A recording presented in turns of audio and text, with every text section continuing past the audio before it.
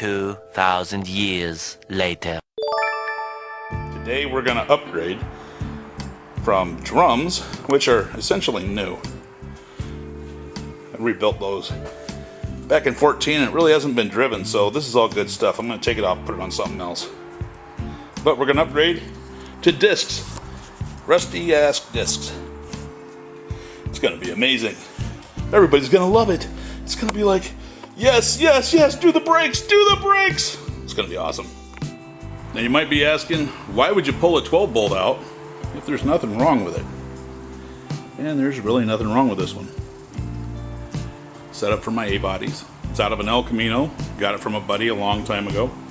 Built it for the 70 Goat. It'll probably go into the 69 or the 70 again. So why would I pull it out? Well, 12 bolts have C-clips. And if you're drag racing and have slicks and you're running faster than, maybe 12s, they're going to want you to get rid of the C-clips. Because if the C-clip breaks, the axle just takes off and goes on its own. It's like, hey, see you later, dudes. So you get a rear end that holds the bearings in and the axles in with the plates on the end. But these over here, if you hold the axles in with those, then they don't come out. And that's how a 9-inch works. Here's the quick performance 9-inch that I picked up. It's all set up. It's got adjustable lowers, so I can set the pinion angle and instant center and all the fun stuff. Got adjustable UMI bracket or control arms for it, and the axles are positively retained on a 9-inch, so you don't have to worry about getting rid of C-clips. Makes it so much better, and it's relatively strong. Well, it's in there. I got to adjust the pinion angle and everything. Putting disc brakes on it. 4-wheel drum to 4-wheel disc. Why not? Got the stuff laying around, might as well use it.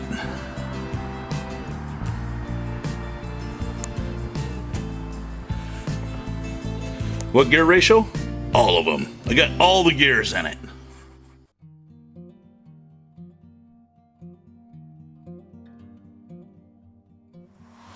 I could bring this one to the No Name Nationals, but what's the fun in that? This one's pretty much done. It has a couple of issues, but needs a cage. It's a little too fast for no cage. Okay, it's a lot too fast for no cage. And it's like bare bones. The big reason is I've owned this car for over 30 years. So I don't want to stack it up against something like a wall. I'll drive a car that I don't care about. And that's the Le Mans.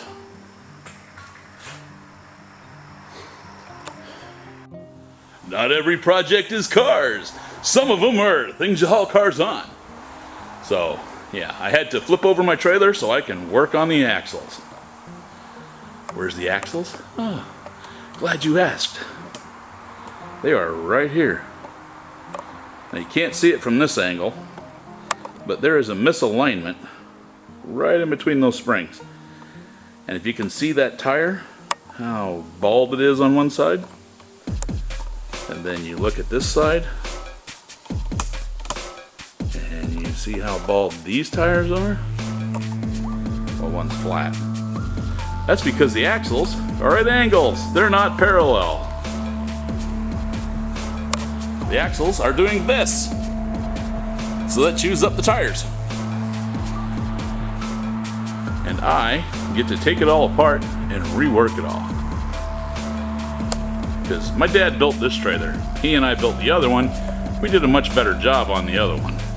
But if you look right here, that is the mess that Dad made attaching the axles to the springs. If it'll stop moving around on me, here, I'll just loosen this up. My tripod's being a little funky. There we go. So he welded some tabs onto the axles and then ran bolts through them. And he got it pretty straight considering, but his welds only last so many years. You know, the old arc welder is pretty good, but time. Then, last year, I went and put U-bolts on it because I got tired of the tires being chewed up. Well, this one's in straight now. The front one, it's good. But the back one, it's all kind of jacked up. It doesn't line up right here. So I got to cut all this off, and I got to take it all apart, this apart too, because there's these little tabs that he has on there. I have to cut those off so the springs will be in the right spot. Otherwise, it's going to keep chewing up tires. And, you know, a set of tires in 1,000 miles, that just ain't going to fly. So, but otherwise, we built a pretty kick-ass trailer here. Same design as the other one. Built it out of an old John Deere spring tooth. It's an implement that chisels stuff up. Like a plow, but instead of having a big old plow on it, it's got a chisel. It's kind of cool.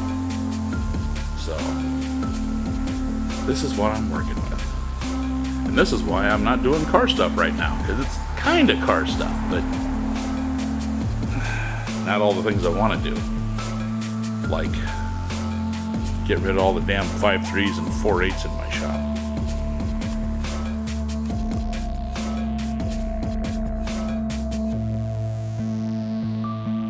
Trailer's done. New axles are on it.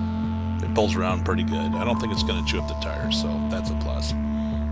You guys were bugging me about making a longer video, so here's a longer video.